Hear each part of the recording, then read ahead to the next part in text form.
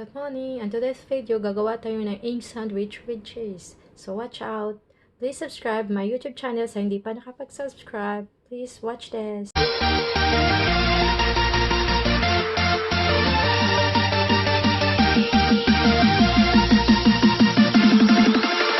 Good morning! On today's video, ay gagawa tayo ng egg sandwich with cheese. Okay?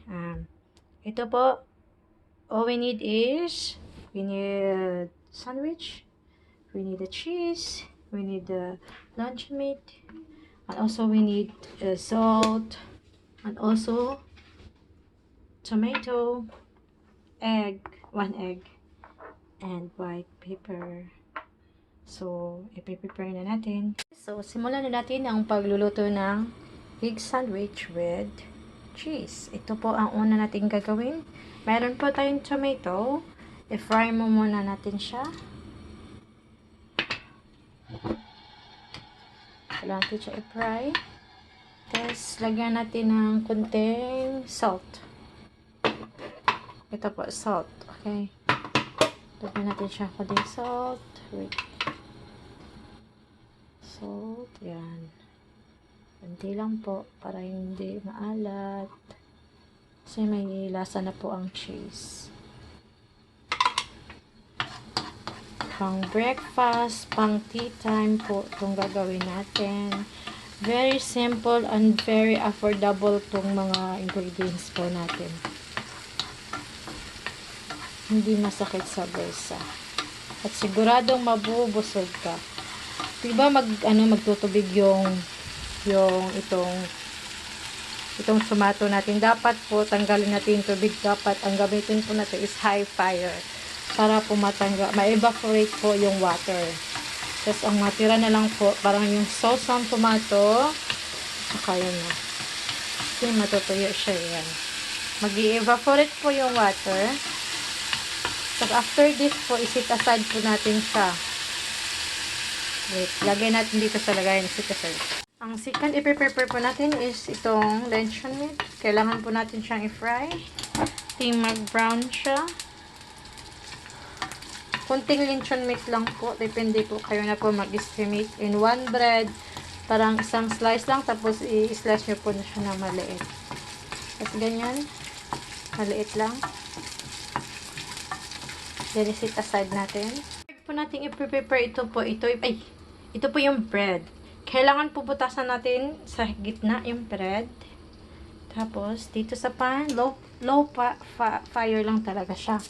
Yung sobrang hina. Tapos, lagyan ko na ng konting oil. Pero, mas maganda po ilagay nito is butter.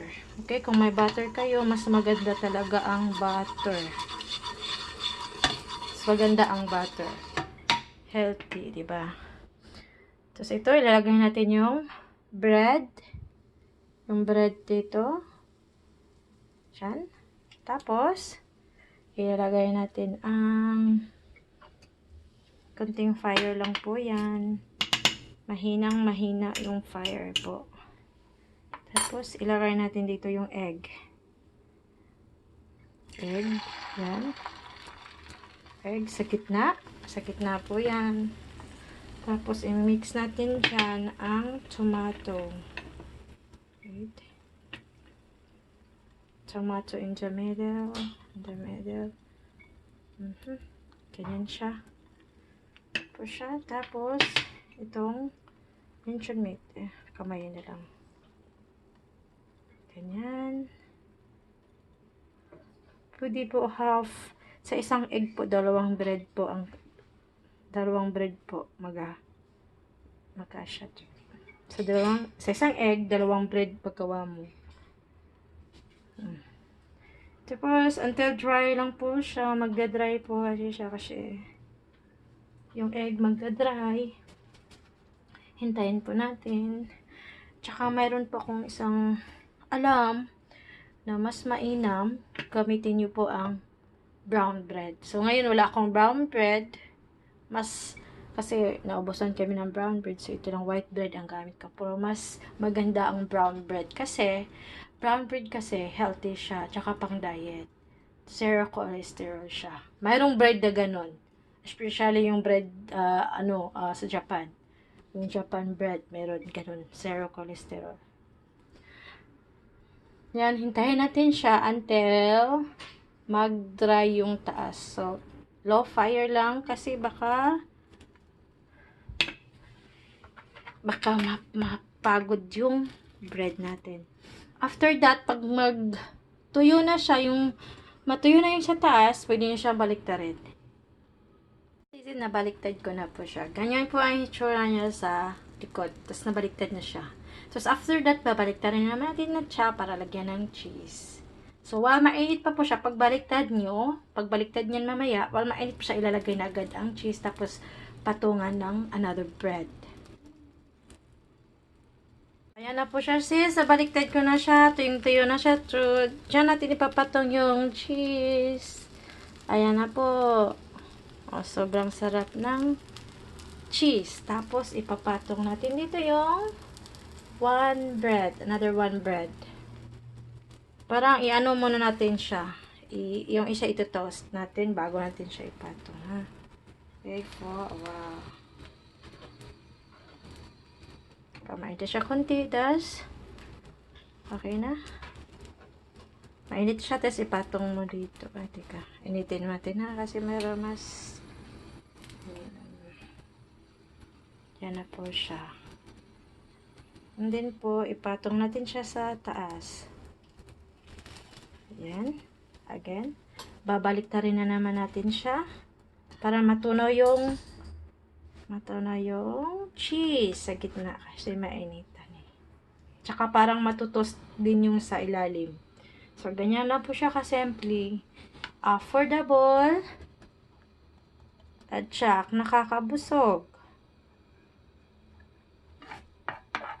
At masarap. Parang ipa-fry lang natin siya doon sa yung sa ilalim. Tapos baliktad ulit para matunaw yung cheese. Saglit. Dapat slow fire lang. Okay lang.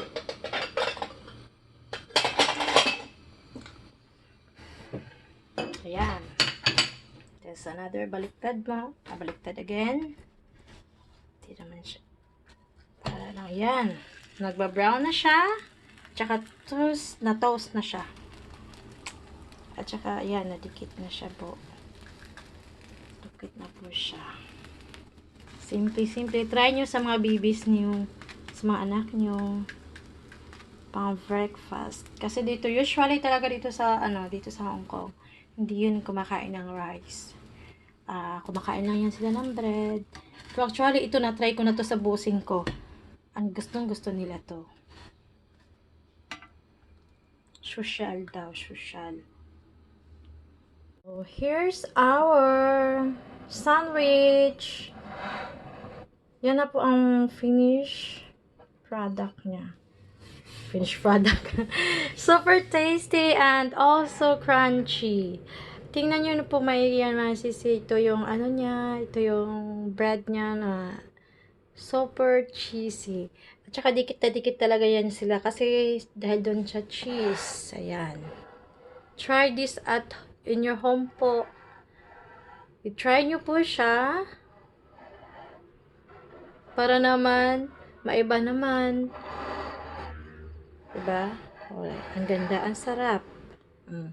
Ano pa yun siya sa likod. At here at the front. Yan yung tomato, luncheon meat, tsaka egg dyan. So, dito po, ayan.